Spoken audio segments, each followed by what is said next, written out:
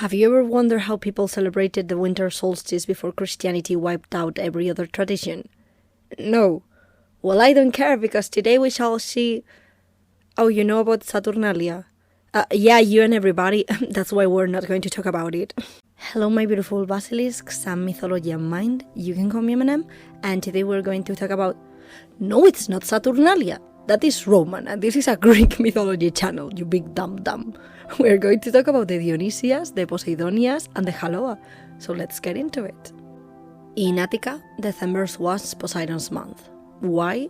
Maybe because the sea sucked at this time and this was a way to appease him, or maybe because of the atmospheric weather, I don't know.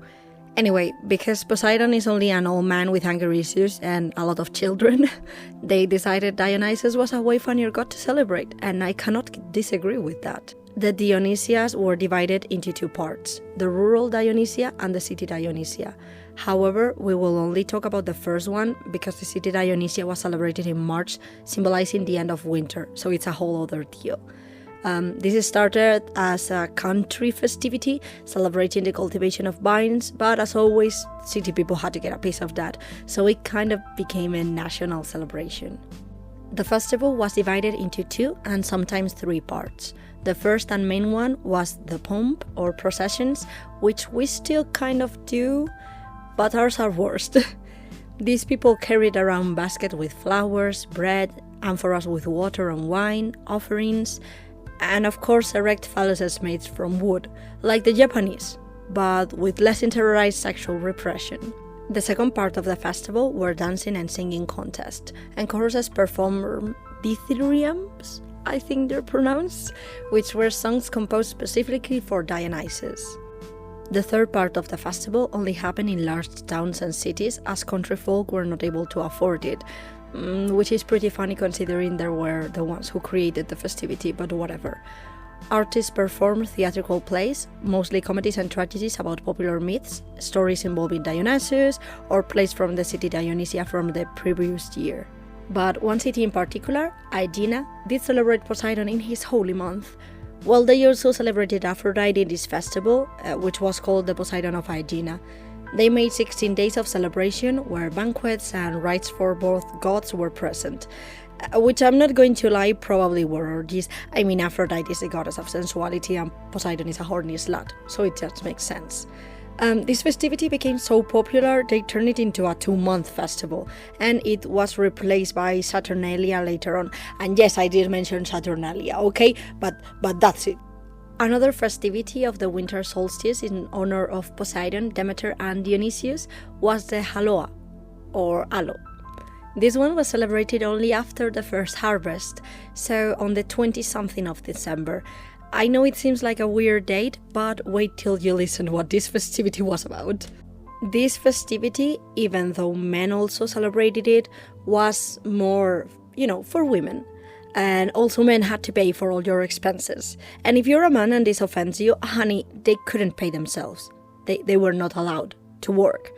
So, and also to pay for your wife's expenses in this party was a legal and a moral expectation. So don't be cheap.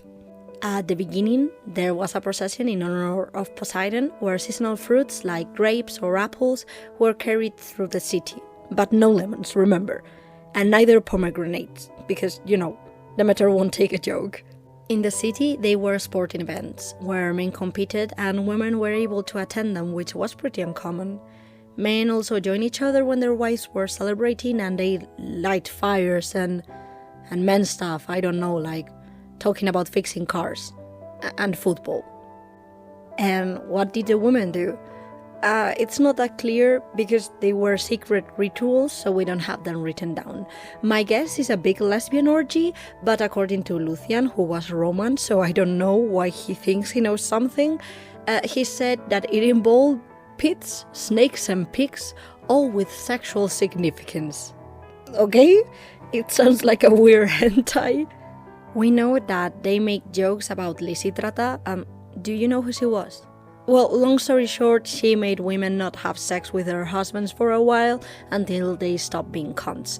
I'll maybe talk about her more someday. We also know they told dirty jokes, called each other bad words, and they were served sweets. Can you guess the shape of the sweets? Yes, it was a penis. Also, they received clay statues of dicks from their husbands. And the story as why is honestly great. Icarus, no relation with Icarus, was a shepherd who was very nice to Dionysius, so the god, as a gift, gave him wine, a substance unknown to humans of that time. Icarus shared the wine with his friends, and they, mistaking the signs of being drunk for being poisoned, killed the man. Dionysius, as vengeance, appeared in front of the shepherds in the shape of a maiden, and this, for reasons I don't understand, made them incredibly horny. She disappeared, but their erections didn't, and an oracle told them that the only way to unharm them themselves was to make clay statues of the dicks for the gods. Of their dicks, more specifically. I don't know why the gods wanted this, but apparently they do, because it actually worked. So that's why Greece men gave their wives a statue of their dicks, for them not to be hard for all eternity. Seems reasonable. And those were all the festivities I could find. I don't know why we took 3 great parties and decided to do only one instead. And don't you dare compare me the birth of a magic hippie with a dick party, because don't. So, happy holidays to you all. I hope you enjoy the festivities and have a nice Iron Age. Bye!